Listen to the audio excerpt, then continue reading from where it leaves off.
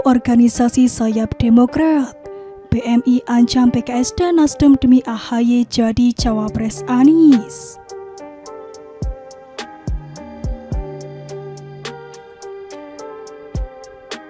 Partai Demokrat saat ini mengalami ketakutan yang luar biasa tidak lolos parlemen threshold. Hal tersebut bisa dilihat dari bagaimana mereka begitu ngotot mencalonkan AHY sebagai cawapres Anies. Pertanyaannya, kenapa AHY mesti jadi cawapres? Itulah jalan satu-satunya yang bisa ditempuh untuk meningkatkan perolehan suara Partai Demokrat. Karena kalau kadernya yang ikut bertarung di Pilpres, maka partai yang dikenal dengan slogan "katakan tidak pada korupsi" itu akan mendapatkan koktail efek. Kira-kira Partai Demokrat ingin seperti PDIP dan Partai Gerindra yang pada pemilu 2019 lalu mengusung kadernya bertarung di Pilpres, sehingga memperoleh suara terbanyak pertama dan juga kedua. Sementara mau mendapatkan suara lewat melakukan playing victim seperti yang pernah dilakukan oleh SBY dulu, Partai Demokrat kini tidak punya momentum apapun.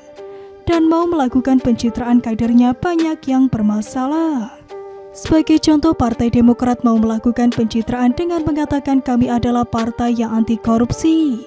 Tidak menunggu waktu lama auto kena skakmat oleh ex-ketua DPD Partai Demokrat Papua Lukas NMB, ex-wakil ketua DPD Partai Demokrat Papua Riki Ham Pegawak, ex-ketua DPC Partai Demokrat Balikpapan Abdul Ghafur Masud, ex-bendahara DPC Partai Demokrat Balikpapan Nur Afifah Palkis, dan ketua DPD Partai Demokrat Solok Iriadi Datuk Tumanggung.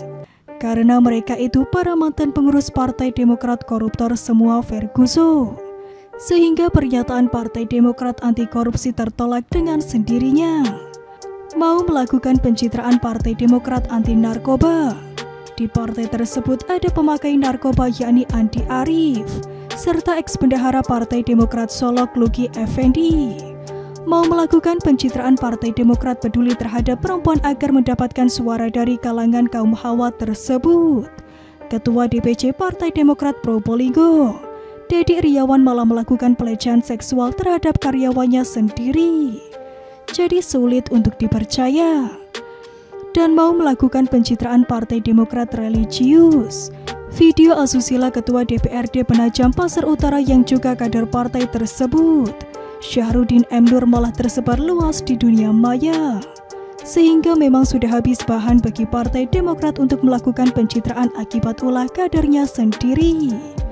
Itulah kenapa partai tersebut berjuang habis-habisan agar AHY jadi cawapres Anies.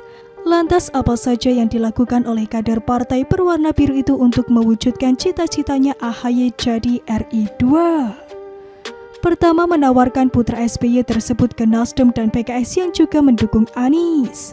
Kedua, membujuk Nasdem dan PKS agar mau mengusung Anies AHY. Ketiga, pamer hasil survei elektabilitas AHY tertinggi sebagai cawapres dibandingkan yang lain. Dan keempat, mengancam Paloh serta Syaihu sebagai penentu kebijakan di Nasdem dan PKS. Yang keempat ini baru saja dilakukan oleh Partai Demokrat. Pelakunya adalah organisasi sayap partai tersebut, Bintang Muda Indonesia. Lalu seperti apa ancaman yang ditebarkan oleh BMI tersebut? Jika koalisi perubahan tidak pilih AHY sebagai cawapres, maka Anies bisa kalah bertarung di Pilpres 2024.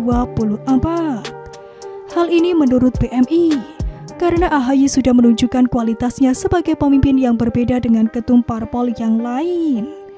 Di samping itu, AHY juga sukses mendongkrak kepercayaan masyarakat terhadap Partai Demokrat, sehingga partai yang dipimpinnya tersebut tumbuh besar.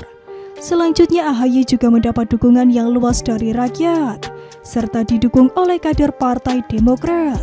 Dan AHY tidak pernah mundur selangkah pun menghadapi kekuasaan yang semakin brutal, menurut versi PMI.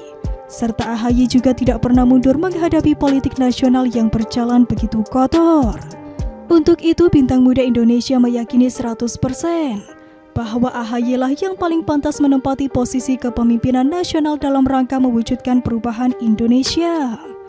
Sehingga dengan nada cukup serius mereka mengingatkan, agar koalisi perubahan mencapai puncak kemenangan maka wajib hukumnya AHY menjadi cawapres Anies.